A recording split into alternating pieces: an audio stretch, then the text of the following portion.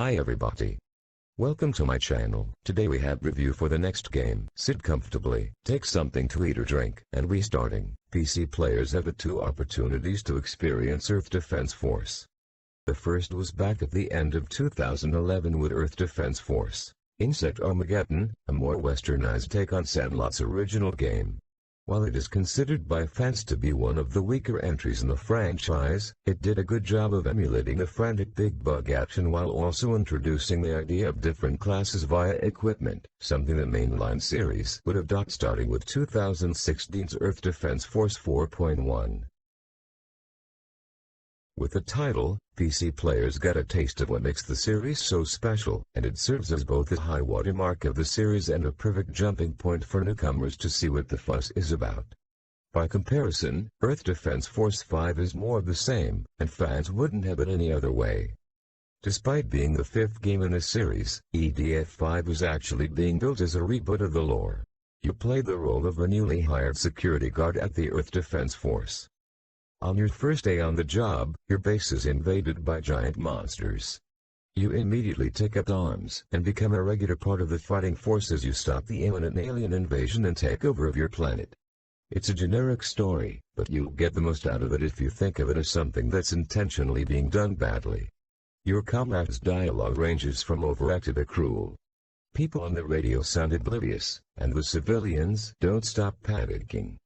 Reactions change drastically from one line to the next, and it sometimes sounds downright comedic. You have a choice of one of four classes in Earth Defense Force 5. There's the Ranger, who's the typical soldier. He fights with assault rifles, shotguns, rocket launchers, missile launchers and the like. Gets access to certain vehicles. Then the Wind Diver, who uses energy weapons and does a jetpack. You've got the Fencer who fights with powerful melee weapons, shields, and big guns. Finally, there's the Air Raider, who mostly calls in strikes with markers. All four classes are strong in their own right and can all get you through the solo campaign. And boy, do battles get hectic. Earth Defense Force 5 is one of the busiest, most intense action games imaginable. You don't just get tasked with fighting a few enemies at a time, but hordes upon hordes. The game is kind of like what the Dynasty Warriors games would be if the peons all attacked you at once instead of standing in a spot and doing nothing. The amount of carnage that takes place on screen is like nothing else out there and is truly a sight to behold. One thing about games in this series is that the developer, Sandlot, had a history of putting these games on consoles that simply weren't up to the task of running them properly. But being able to play without those restrictions and a high frame rate really does make a massive difference. Levels are often filled with hundreds of enemies and explosions, projectiles, and all sorts of insanity going on.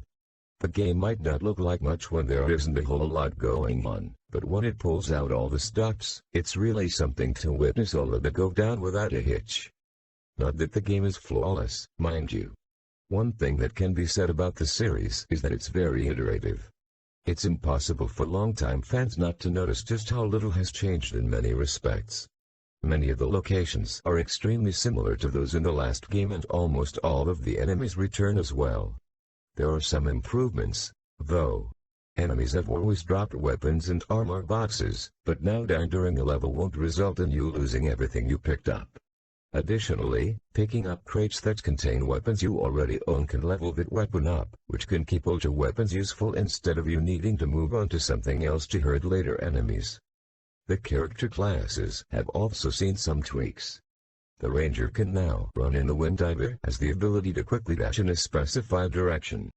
The way the Fencer's dashes and jumps are utilized is also tweaked.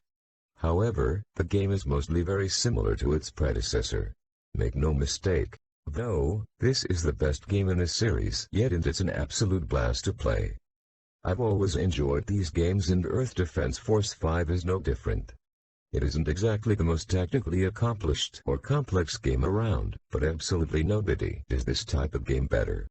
With over 100 missions, 5 difficulty levels, and online co-op, there are potentially hundreds of hours of gameplay here as well. If you like epic action games, you kind of owe it to yourself to give this game a look. It might not reinvent the wheel, but it's a really kick-ass wheel anyway. For a game that's all about blasting aliens like there's no tomorrow, EDF 5 commits one big flaw the previous games have not. Specifically, the game is one of the longest introductions in the series. The first level simply has you moving around, taking in the dull sights of an underground base, learning the basic controls, and seeing your guide get eaten. The second level has you running around and engaging in sparse firefights that end way too quickly. It isn't until you reach the third level that the non-stop action kicks in and it starts to feel like a normal EDF title. By comparison, every other game in the series starts you in the action right away, so the sluggish beginning here feels unwarranted. From here, the game sports a few improvements. Unlike before, where you needed to change classes to benefit from the things you pick up, every item now applies to all classes, no matter who snagged it.